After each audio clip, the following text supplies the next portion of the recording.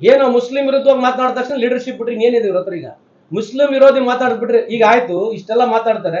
India Pakistan match ಮಾಡ್ತಿದ್ದಾರೆ, ನಾಚಿಕೆ ಆಗಲ್ವಾ ನಿಮಗೆ? ಇವತ್ತು ಇಂಡಿಯಾ ಪಾಕಿಸ್ತಾನ ಮ್ಯಾಚ್ ಆಗ್ತಾ ಇದೆಯಲ್ಲ, ಮತ್ತೆ ಇದ್ಯಾಕೆ ಮಾಡ್ತಿದ್ದಾರೆ ನೀವು?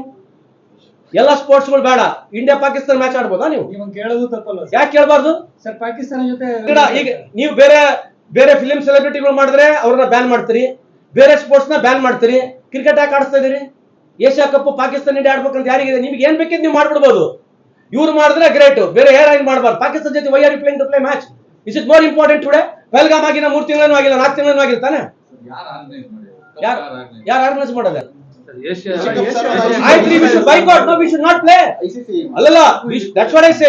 ಇವ್ರು ಬೇಕಿದ್ದಾಗ ಆಯ್ತು, ನೀವು ಬೈಕಾಟ್ ಮಾಡ್ಬೋದು. ನಿಮ್ ಕೈಗೆ ನೀರ್ ಬೈಕಾಟ್ ಮಾಡಕ ಸುಮ್ನೆ ಬಂದ್ ಹೇಳ್ಬಿಟ್ರಲ್ಲ. ನೀವು ಏನ್ ಬೇಕಿದ್ ಹೇಳಿದ್ರೆ ತೋರಿಸ್ಬಿಟ್ಟು ಟಿವಿಯಾಗಿ ಹೇಳ್ಬಿಟ್ರೆ ಹೋಗ್ಬಿಡ್ಬೋದಾ ಇವ್ರು?